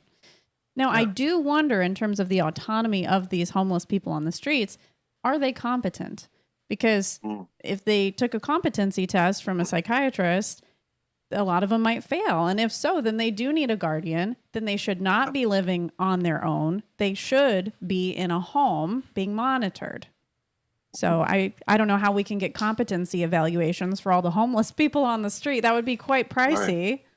But I think that would probably help. There are some things that are worth the price. There are some things that I do think it's a worthwhile use of public expenditures. And if we were to clean up the streets from the violent criminals who commit the majority of the crimes in places like New York City and places like San Francisco, people would want. Here's the thing: there's what is seen and what is unseen.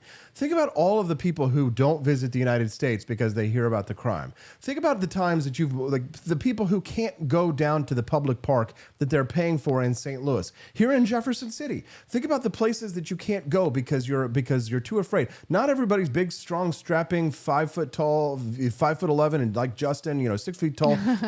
Justin and I, we don't necessarily have to worry all that much yet about someone assaulting us because we're huge. So we don't necessarily probably think about this problem. But for someone like you, Stephanie, if I died and you wanted to be able to have a life and be free and do things, you would live under constant fear. To be honest, you would live in a situation because you would have to take care not only yourself but Hazel, our child as well. Stephanie, I'm even afraid to go to our local Jefferson City library because I hear there's homeless people outside and inside of the library. There you go. Right. Well, in Watertown, and where I live, and sometimes in Boston, the homeless would come in and look at porno on the on the computers. So you would come in and they're looking at porno. Some of them are, self-pleasuring themselves in the library. Oh, gosh. And it's like, no, I'm sorry, but if you're not paying taxes, then you don't get access to the public library, in my opinion, right? If you're not, if you can't get a library card because you literally have no address, then you don't get to hang out at the library and sit around and make and destroy public services for everyone. That's not what the American dream is about. As a matter of, I'm not a fan of public libraries anyway, but it is like a big joke here in Jefferson City that our libraries are overrun by homeless. And they were going to build showers for the homeless people at our local library. They tried to actually raise the taxes here in this town, put a library tax, in order to build facilities for the homeless at the library. I shit you not. I have to tell you, obviously, I live in Massachusetts. It's one of the highest tax. They call it Taxachusetts, right? Because it's so high in taxes. And I have to tell you, I mean, as somebody who does, obviously pay those taxes, and you go through the city, you're like, I can't believe that I'm paying all these taxes. I mean, there's a guy that literally lives under the bridge where I go take my walks. And I'm like, I can't believe that there's no public resource. There's no resources for this guy. And in this state that is awash with tax money. So it's like, this just goes to show that taxes is bullshit. It is. But the thing about a lot of homeless people is they don't want help. They don't want to change their life. Like I remember my mom always told me the story of this homeless man that lived in Pontiac, Michigan. He would always sit on the street corner. She tried to give him pillows one day, to keep him comfortable. And he's like, no, I don't want that. I'm fine. Like a lot of these people, they just want to be. How about the guys that make like $100,000 a year and they vacation and they summer in they winter in Florida and places like that, and they pay no taxes on their earnings, because if you panhandle the right way, you can make a good living. Oh yeah. Or the people who run the scams. There are a lot of times you'll see like these foreign families, or they're like gypsies standing on the corner and they're running these scams and stuff, and then they bring their children with them to stand out in the sun. Oh, it's terrible. Yeah. They ride the subway. They ride the subway in Boston. They'll ride the subway with their children, and their children will be the only ones that speak English. So terrible. And you're looking at these doe-eyed children's faces, and you're just like, I think that's child abuse. Yeah. To make your child panhandle with you. Yeah. Oh yeah. Yeah, absolutely. Well, they not to be too salty this morning, but they also do that with some Christian missionary people who go around door to door, trying to win you for Jesus. They'll bring their kids so that you don't yell at them. Well, they shouldn't show up at our house because Austin can get salty around kids. Don't bring your kids around if you don't want them here. Apparently, Y2 Joe has people panhandling in North Carolina. They go down to Florida in the winter and the spring and right back. Yeah, John Stossel did a whole segment on this. Didn't we watch a video of a guy last week who pretended to be retarded? And he's like, I need help. Oh, I didn't see that one. That sounds really interesting. I'll see if I can find that video. Oh, my I'll see if I can find that video. I've seen a man who pretends he has no legs, and then he gets up and starts walking. Justin, what were you saying, Justin? Oh, I was going to say, have they ever done any studies anywhere on how much does the average panhandler make in a day? Is there any research to study to know? We found him, Justin. We found him. Hold on. Here's the clip. I'll look that up too. Give me money and to get some eat. Don't feel sorry for this panhandler. He's phonier than a $3 bill. I got the amount that they make. But found my wheelchair today and all my coins. Somebody takes it. Gary Thompson is known as the bogus beggar of Kentucky. I appreciate you guys busting me. Thompson is infamous in the bluegrass state for pretending he's disabled. He reportedly has a degree in speech pathology and easily imitates the voice of a mentally disabled man. Look at our faces. Look at his face. Yeah, no, Justin's face. I'm just playing. I gotta go, y'all. I gotta make some money. This wheelchair-hugging huckster is rolling in the dough. Thompson claims he makes 6 figures tax-free from his pathetic panhandling act. Justin, no! Oh my God! No! Can I just talk about how much they do make? How much do they make? So the average amount a panhandler makes varies greatly, but it falls between $2 and $16 per hour or $20 to $60 per day. But some in high traffic tourist areas might make more, potentially $100 or more per day. Absolutely. And here's the thing. They get to keep all of it. They get to keep it all. Yeah. So they don't have to pay the taxes No on it. quarterly taxes. No quarterly taxes. They're just living the tax-free life. All because I'm in speech pathology. That is unethical. He needs to lose whatever license he has. First of all, it's widespread. It's common. It's like he's 1 out of a million, right? It's not like he just happened to get caught. That's why we're watching him on the National Enquirer or whatever this is, you know. Also, speech pathology is a great thing. I mean, when I first moved to Boston, actually, I considered getting a MS, a Master of Science in speech pathology, to work with singers in a medical environment. You can make good money doing that. You can make excellent money doing speech pathology. Like that's a great degree to have. What the heck? I guess not. Well, he probably, after taxes, he probably wouldn't clear as much as if he hung out in the homeless encampments. Well, maybe he identifies as a disabled individual. Like maybe he's transabled, like Calvin. Calvin is transabled. He chooses when to be paralyzed and when not. But but here's the thing: the people like that guy actually make me not want to give money to anybody that's got a Oh no. Not all. I don't ever give money. Never. No. Absolutely not. All right, this is time for a good segue. We're getting towards the end. Justin, the 1980s are over. Hulk Hogan, Ozzy Osbourne, and Malcolm Jamal Warner all in 1 week. Justin, your reaction to the spate of 80s celebrity deaths? You have to put one more in there because obviously I'm a musician, so you have to put one more guy who died on July 22nd. Luigi Mangione? No, Chuck Mangione. Oh, Chuck Mangione. Yes. Okay. Chuck Mangione, the jazz artist. He's a jazz trumpeter. Yeah. This is a show about the 80s dying, Justin. So if you don't mind, was he like a big jazz trumpeter from the 80s? Did he do the theme song to Webster or Different Strokes or anything? If you played his song immediately, you'd be like, "Oh my gosh, this was on the radio all the time." Like this was don't move to the beat of different drums. We're having trouble distinguishing between Webster from the 80s and Gary Coleman from Different Strokes. That was me. I'm struggling. There's a lot of little boys. Justin, your reaction to the death of Hulk Hogan?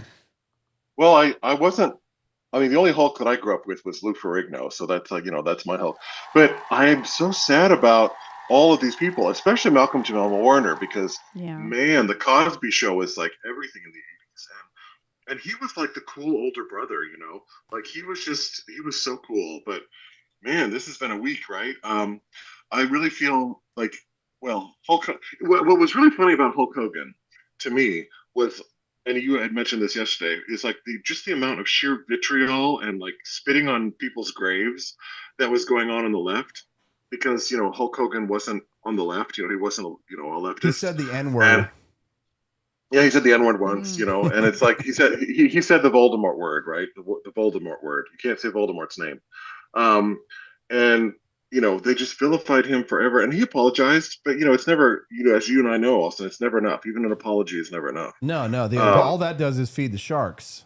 That's right. So it's sad. He's a goofball. I mean, whenever at the Republican convention or whatever, when he was doing his shtick, I'm like, it's just so goofy. But there's something kind of goofy about it, because if you look at the 80s, all of that sort of our RNC stuff was like a throwback to that sort of ethos of the 80s, which was like Sylvester Stallone, and Arnold Schwarzenegger, and like people were like waving the American flag, and like everyone was like proud to be an American.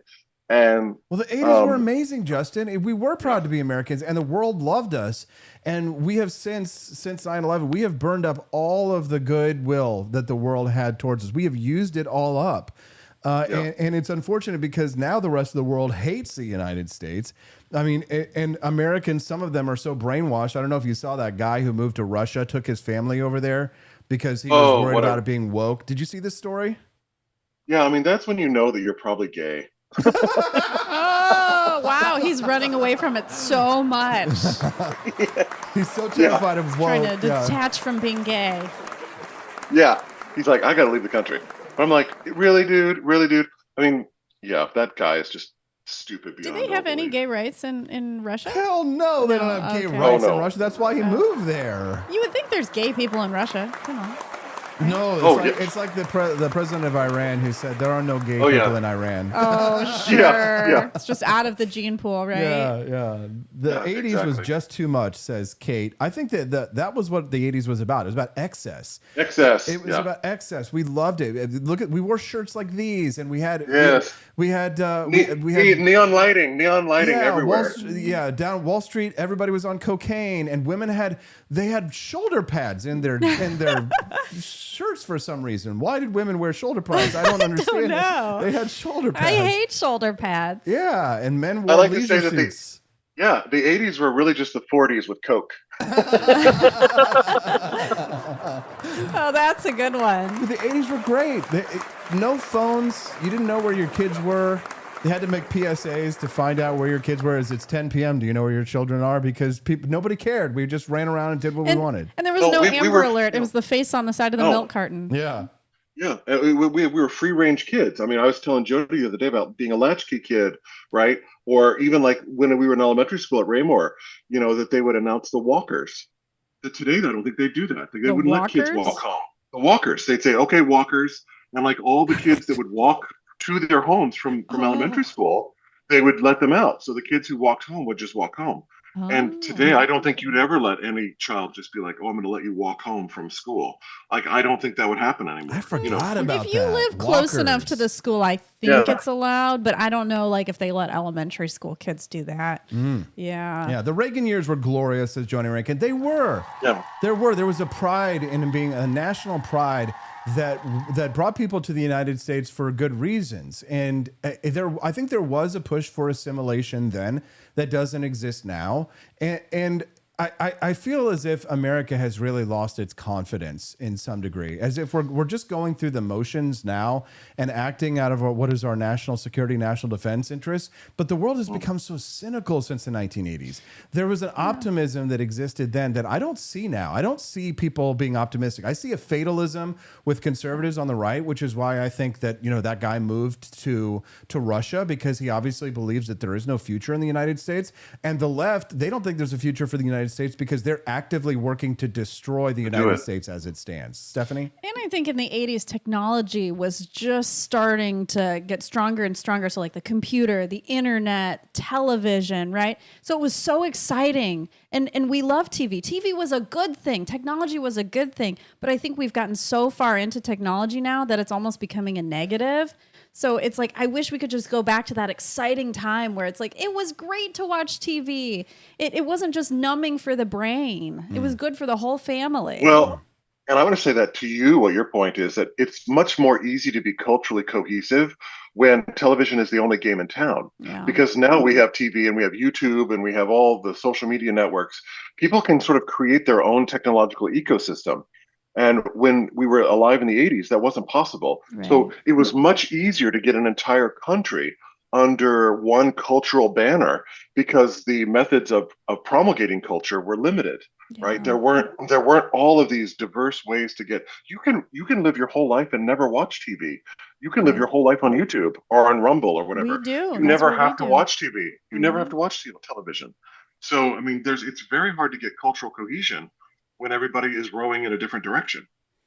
Andy Opperman says he attended public school in Tipton, Missouri. We always lived within 2 miles of the school. I rode my bike to and from starting in kindergarten until I got my license. Yeah, I was. Kindergarten. Wow. Yeah, I was kind of jealous of the kids who got to ride their bikes to and from home because we couldn't really ride our bikes much because we lived on the farm. There wasn't a lot of places to ride it.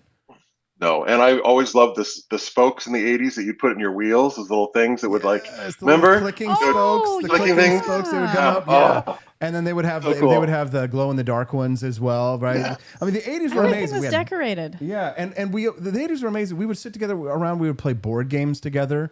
Right, there were some bad things like with the 1980s, with the Reagan years came the satanic panic. So we were always under fear that we were going to be experiencing demonic possession. And like, you know, we would have situations where, you know, mom would get a little bit, you know, nervous because some woman would like used to have really bad acne when you were young. And then like, I remember coming home from like church one day and mom was scared because a woman put her hands on you to pray for you and mother was scared that she had put a demon in you. Oh my goodness. So she was actually saying, do you mind if I pray? I'm going to put my hands on you and pray for you right now. And Justin, you never said no to mother for anything. When mom told you to do something, you jumped. If she said jump, you said how high. But this was the only time. I was so proud of you. I will never forget. I was so proud of you because for the first time in my life I'd ever seen you say no to mom was when she was going to do some kind of reverse demon spell casting prayer on you. And Justin was like, no, this is weird. I'm out of here. And I remember like, you know, watching that and being like, you know, secretly quietly because I didn't want to get my ass beat. Because mom would have turned off the devil. She would have put a demon into me. It was just silly. It was just silly, you know, but to your point, like my best friend in high school, she once said to me, she's like, do you do everything your mother says? Aww. And I go, yeah, I do. She was your true role model. Yes. Well, but but we had sleepovers as kids in the 80s. We had fun TV shows on Saturday night. You know, you watch scary movies on Saturday night or Friday Fright Night or, you know, Cremation Mortem on Saturdays, and oh my gosh, and our glow in the dark stuff was everywhere. You know, that you had everything was glow in the dark. Stars on the ceiling. Yes, everything was glow in the dark and neon, and it was just you said it was a very hopeful time. You know, it was a very optimistic time. Yeah, I had my yin-yang earrings. Oh, what was that called? The lamp, the lava lamp. Lava lamps, yes. They kind of came back later in like the early 2000s. Where lava lamps were a big deal. Mm-hmm. They had to like OP. Remember the OP, the Ocean Pacific? And you remember Big Dog shirts? Everybody had the shirts. Oh yeah, the Big Dog. Big Dogs. The Bernese Mountain Dog on it. Yeah, it had the Bernese Mountain Dog on it. So everybody had the Big Dog shirts. There was Big Dogs. Then remember No Fear? Everything was No Fear. And Hypercolor. Remember Hypercolor? Hypercolor and Massimo. Massimo was really big. Massimo shirts. Yes, Massimo. Yeah. And Hypercolor. This is right before the Oakley craze came in the 90s. But I mean, in the 80s, remember going to Skateland, Justin, in Grandview? Oh, yeah. Oh my. It was huge. The roller skating in the late 70s, early 80s was everything. Like that was everything. People, that was like the Saturday night, Friday night, you'd go roller skating. Yeah. So much fun. So much fun. So like you and I, we weren't into professional wrestling, but the thing was that Hulk Hogan was kind of a crossover athlete celebrity. And so he was in everything else that we did. And of course I play video games. So my friends come over, they would bring wrestling games and you would play as Hulk Hogan or these characters. So I mean, Mike Tyson's Punch Out. Exactly. Weren't you playing that not too long ago? I don't know. I can't remember. Or we were watching a video maybe of it. But Mike Tyson is another kind of like Hulk Hogan style hero, except he was like a real, fighter. But that was back when everybody like didn't know that wrestling was necessarily fake. I mean, John Stossel got slapped in the face for pointing it out back then. But Hulk Hogan was an icon, if not the icon of the 1980s, of the excess, of the pro-Americanism, the anti-communism.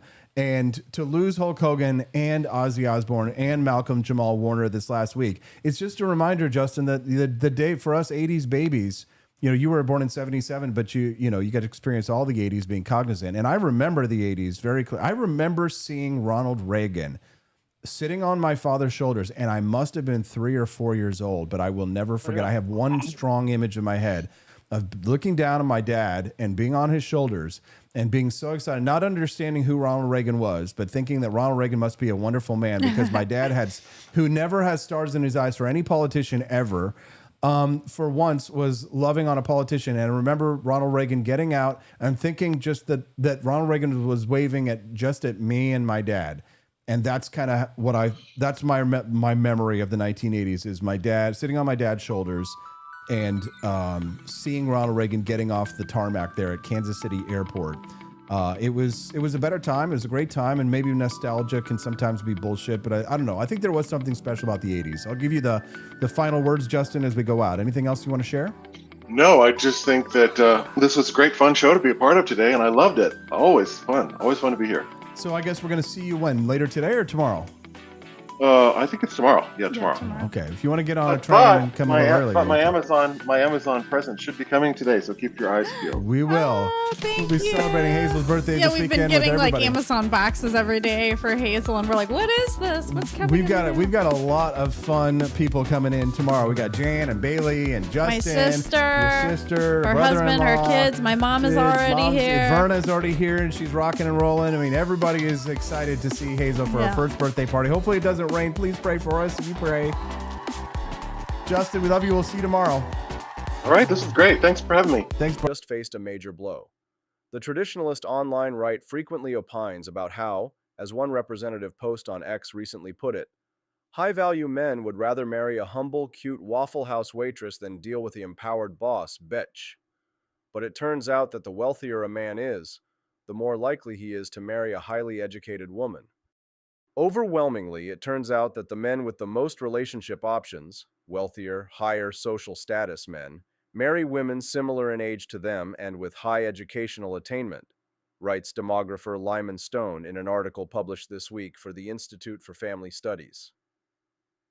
Relationships with large age gaps are more common for low-income men than for high-income men.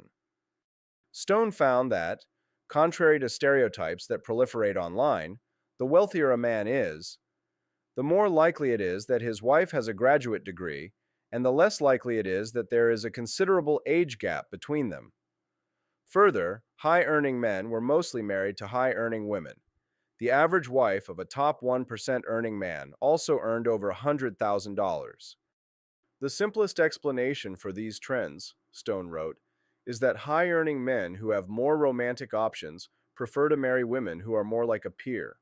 When men have power to influence their mate options, they tend to use that power to find a peer-age woman for companionship and partnership in life. These revelations shouldn't come as a surprise to anyone not clinically glued to their phones. For those not obsessed with online gender resentment fantasies, it's pretty obvious that people tend to couple up with partners similar to themselves. For example, Stone also found that a minority of marriages at all income levels have an age gap of 5 or more years. Falling in love with someone usually necessitates that they have similar values and interests to yourself, features that correlate closely with education, age, and class. And yet there's a coterie of tweets and online personalities devoted to insisting that high-achieving men find high-achieving women repulsive and instead choose to marry from America's veritable cornucopia of smokin' hot Applebee's waitresses. Last year, one X-user went wildly viral for insisting that men who feel hopeless about ever finding a good woman to marry should travel across the country and stop at small-town gas stations and diners in search of eligible young women. Every time you see a pretty cashier or waitress with a good vibe, politely ask her out, the post read. Tell her you're out seeing the country and looking for a place to settle and a good woman to marry. Repeat until you found someone to go steady with.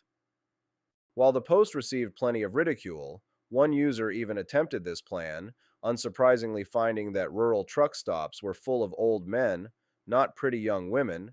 It also typified an incredibly common attitude on the online right. Education and careerism have ruined women. The only good ones, i.e., sexually inexperienced, young, and submissive, are out there in the hinterlands. Women will never understand that. Would you rather marry a 35-year-old 9'10 with a great job and 20 past sexual partners, or a 22-year-old 9'10 grocery clerk with no past sexual partners? Have very different average answers for men and women, reads another viral post from May. That month, Matt Walsh posted a popular tweet of his own decrying marriages, where the wife makes more than the husband as totally inverting a system that has worked across all of human civilization since the dawn of humanity. And some women are getting in on the action as well. Last week, former The View co-host Jedediah Bila argued that men do not care about your career, ladies. I'm sorry, they just don't. Adding that they will date a waitress at Applebee's over a corporate executive if they treat them right and make their lives easier. A popular comment agreed that many modern ladies may not want to believe it, but men tend to be attracted to women who are willing to have babies rather than be a boss babe. That's why the Applebee's waitress is more desirable. These tweets sound almost like modern-day fairy tales. The wealthy businessman who traverses diners in small-town America in search for a worthy bride to pluck from obscurity. It's a common enough story in popular culture, appearing in various forms from Cinderella to Shakespeare.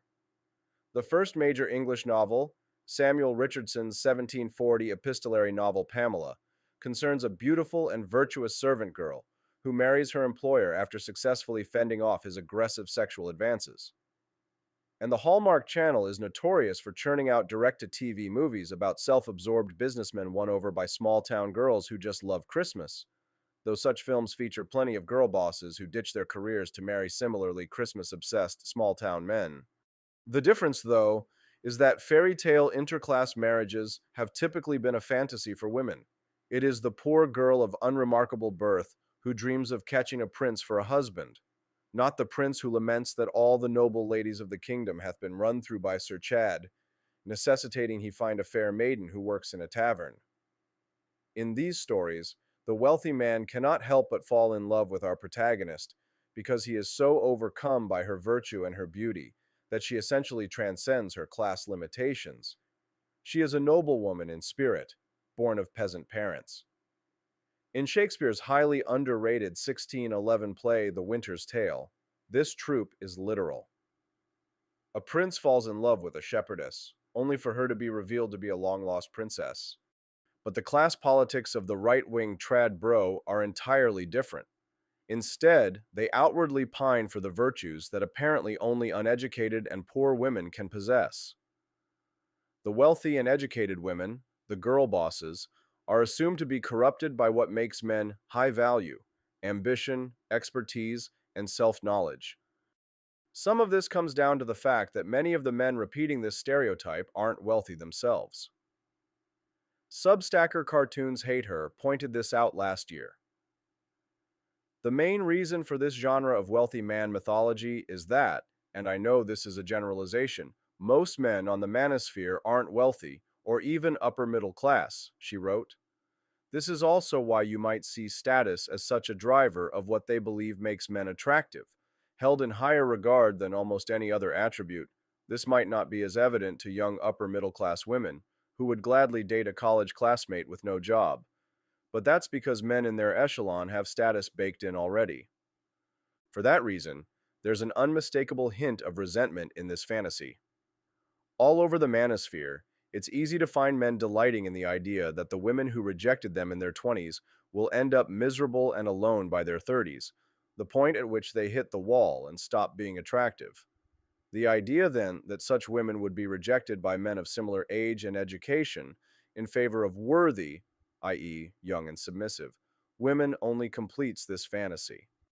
And then, of course, there's the fact that the kinds of men who end up as manosphere gurus don't tend to like women very much, especially on an interpersonal level. The idea of having a relationship with a woman that goes beyond sex doesn't seem to register to many of these accounts. To them, it is unfathomable that a man, especially one so rich and well-connected as to theoretically attract just about any woman he desires, would do anything but select for the most sexually attractive, and, again, submissive, woman. Why would you marry a 35-year-old corporate lawyer when America is bursting with hot, GED-toting 22-year-olds? I don't know, dude, because you love her? But Stone's research reveals these constructions to be entirely fantastical. Most heterosexual men and women are not gender fatalists.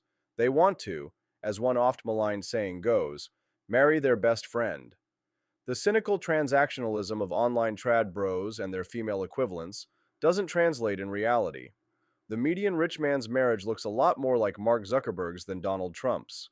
But despite the obvious flaws, this particular theory of gender relations just won't die.